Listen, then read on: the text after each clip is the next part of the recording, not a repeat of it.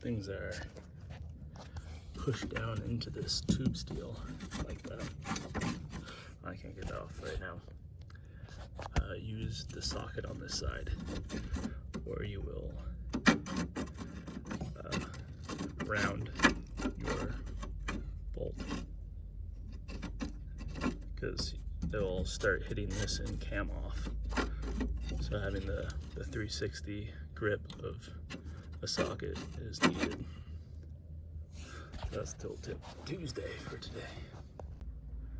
Well, Tool Tip Tuesday. You saw my last tool tip. Still the same day, but I'm gonna be posted on the same day. So again, most people already know this. I'm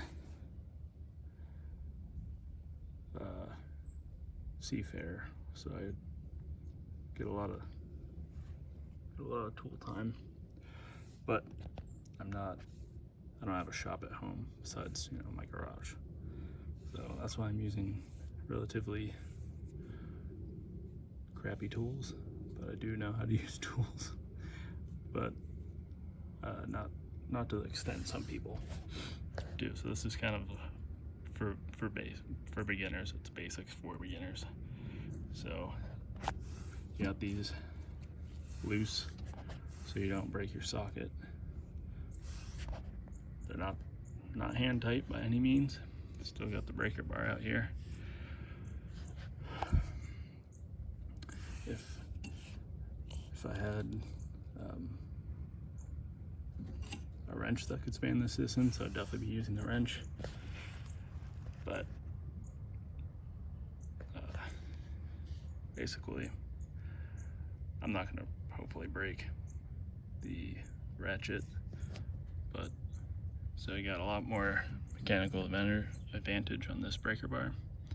But if you're using a wrench, especially a double wrench and a breaker bar, you're gonna be there all day just to unthread that much thread.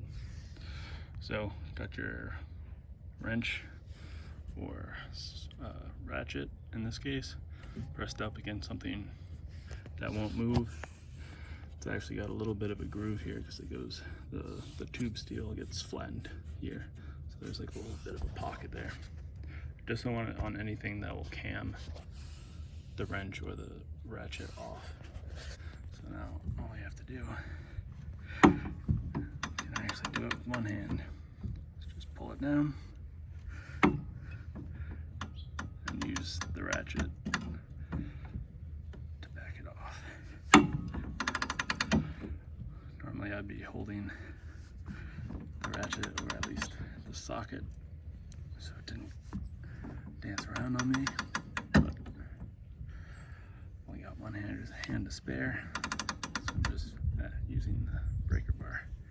And I just do this until it comes free. That's the tool tip this Tuesday. Didn't mention it, but meant to.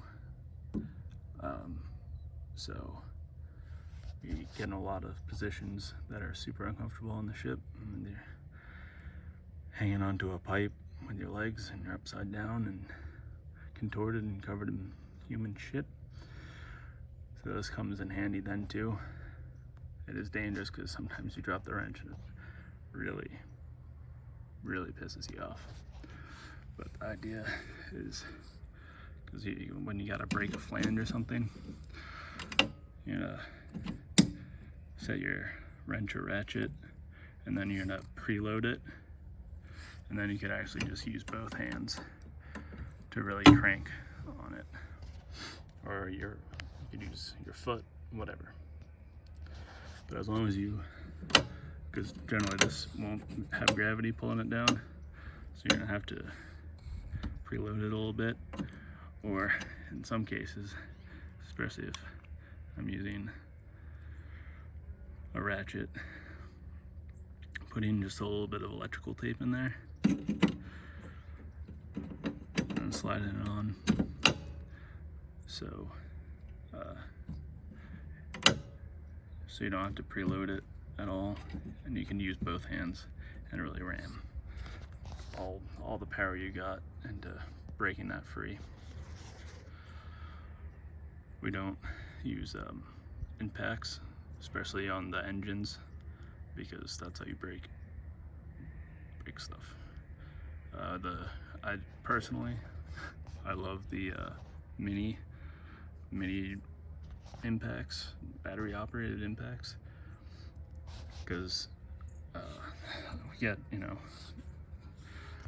big M20s with like an inch and a half of extra thread and this rusty, even though, you know, you bring your wire brush down and clean them up, but it's still far from hand tight, and especially when it's too easy for the ratchet, because, you know, you have a bigger, more worn out socket or ratchet, and it's not actually engaging the gear, but you can't do it by hand. That's how you say some curse words. So just buzzing those on with a mini battery powered impact is great. But obviously I know about impacts, but depending on who I'm working for, they don't allow it. So that's where my background is, essentially, on impacts. I know a lot of like car mechanics and stuff, they just, especially doing tires, they just send it home, but that's not me personally. All right, so I got the third bolt off. So this, definitely have to buy a new one of these. Hopefully it's the same size hole, because it keeps getting beat up and it's so brittle. So let's see if this just comes out like I was hoping into it.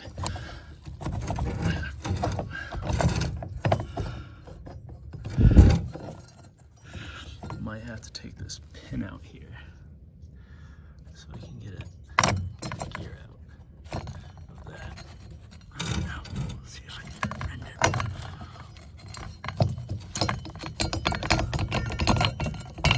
In between. Well, that's frustrating. This is taking much longer than I was expecting. All right, I'm gonna grab a punch and a hammer, take that pin out, see what happens then. So I just hammered out that pin, and surprisingly easily, out came this part. I would assume that this would be a replaceable piece. Just at least this rod. I know this gear is, but for some reason this assembly isn't, from what I could find online at least.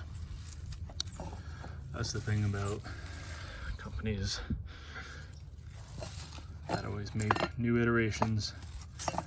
If you have the old one, you're up shit's creek.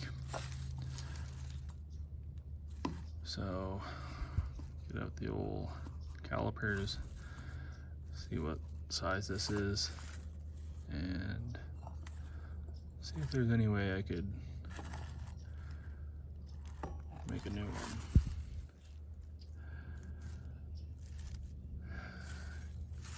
It's like this little plastic bushing, bearing.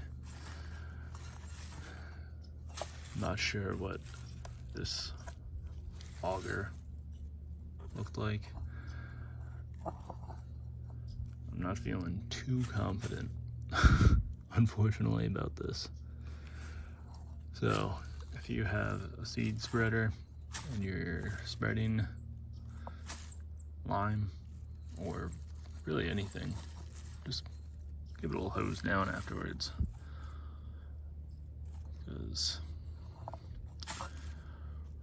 pretty much wasted $200 if I have to buy a new one of these, which, you know, I won't do. I have 8 acres and I have been using just a little hand crank, like shoulder bag type, just to put out mainly clover. The sheep are unfortunately overgrazing, as I've said in other videos. So I'm just trying to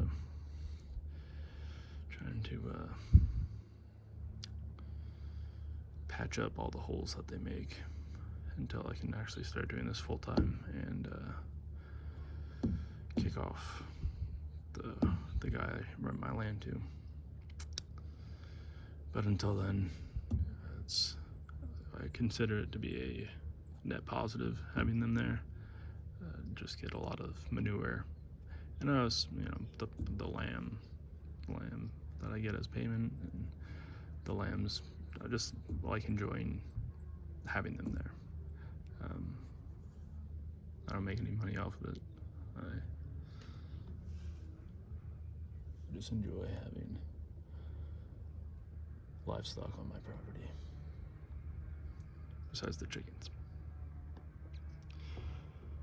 But hopefully one day, hopefully soon, I will run my own the way I want it, instead of having someone else on my land with their sheep. So I'll check back in so I can try to make this work. Alright, so we're back at the seed spreader project. Ordered some new parts. I got the spreader, the shaft, gear, and the bushing that goes in this metal plate. So the reason why I couldn't find parts before is this is just a rebrand.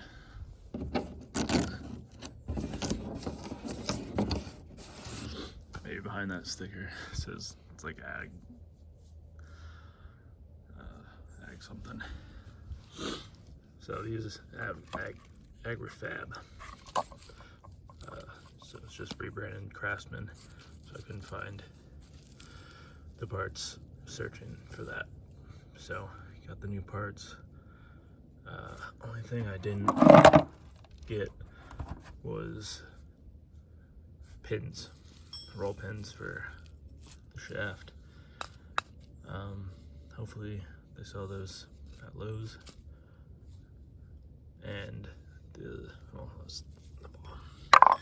And whatever kind of auger, I think I'm just gonna put in some kind of clip at the top that'll agitate the seeds, break up any clumps. They might have had a bar with a pin, not sure. So I'm gonna slap this bad layer together and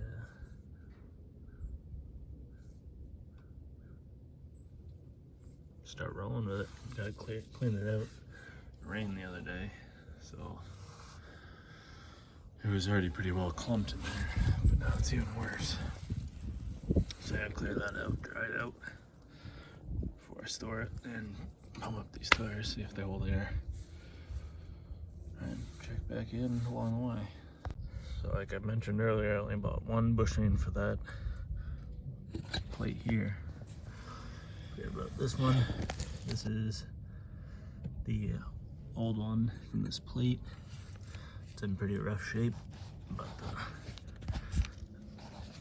the original one that went here fell out probably a long time ago because the shaft decided to disintegrate. So just gonna slap that in there.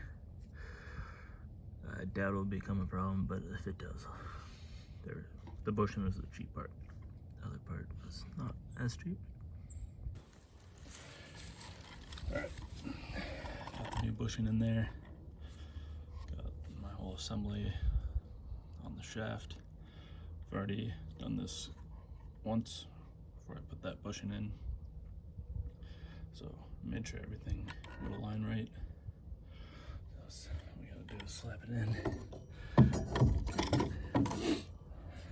With the bushing and this spreader plate, it's a little sticky sometimes. Makes it really quite obnoxious to work with. So with anything with a rod like this, I got free space up top, so we're gonna slide all shaft up so we have enough room to get just towed in there. Now all I gotta do is sink it down enough. Now shaft's not gonna go anywhere.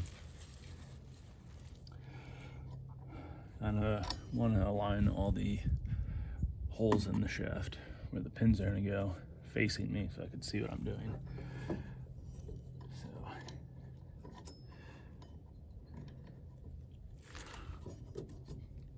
get it aligned. Okay, shift it over one peg. There we go. Now all I have to do, what we're doing, it's kind of hidden, wrong angle, but we have to mesh this gear with this gear with the sprocket. So that's gonna be good enough.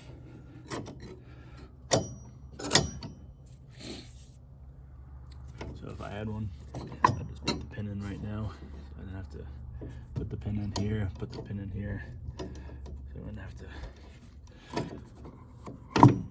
screw around so much, but I don't have the pins. So we're gonna put some bolts in here.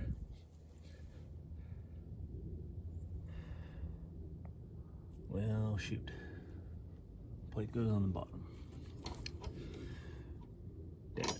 Alright, well, third tries the charm, right?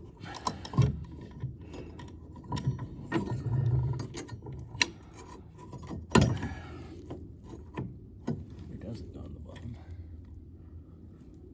Okay, so this is just upside down. As it's going. As I'd expect.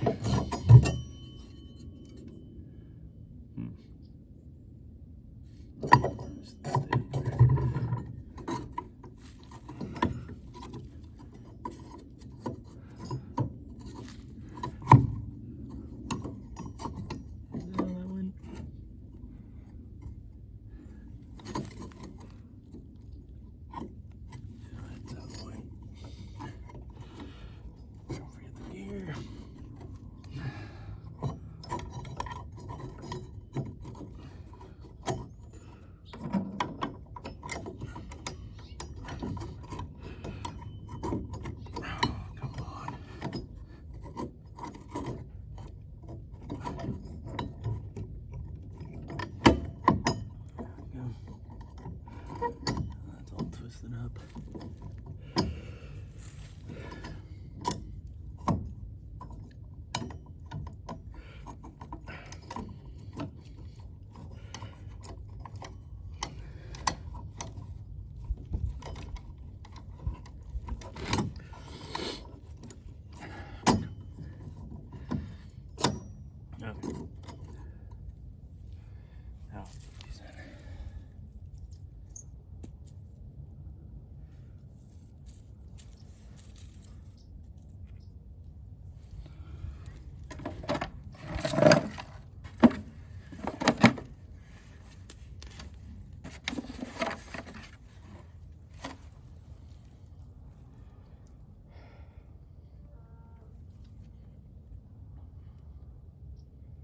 Just get new hardware. This thing's crappy.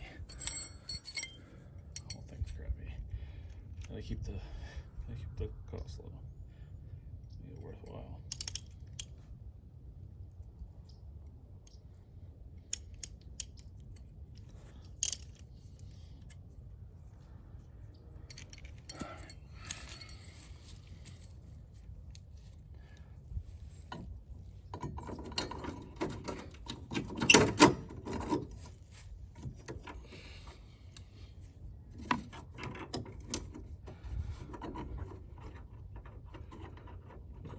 Washers on both sides.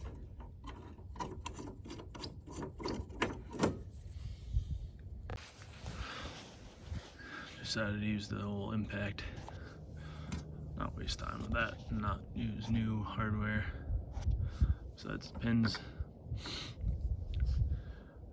There's a Ace in town, I think. or auto parts maybe. Might have to go off Amazon or Harbor Freight or something. Don't want to break the bank on this. I think I spent like 30 bucks for the replacement parts, and then from what I've seen, like 20 bucks for a pin set.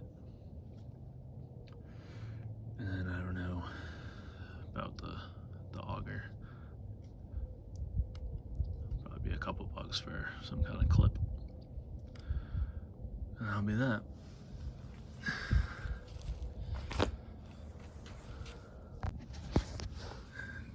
A couple days later, but here's the final product. Fully functional.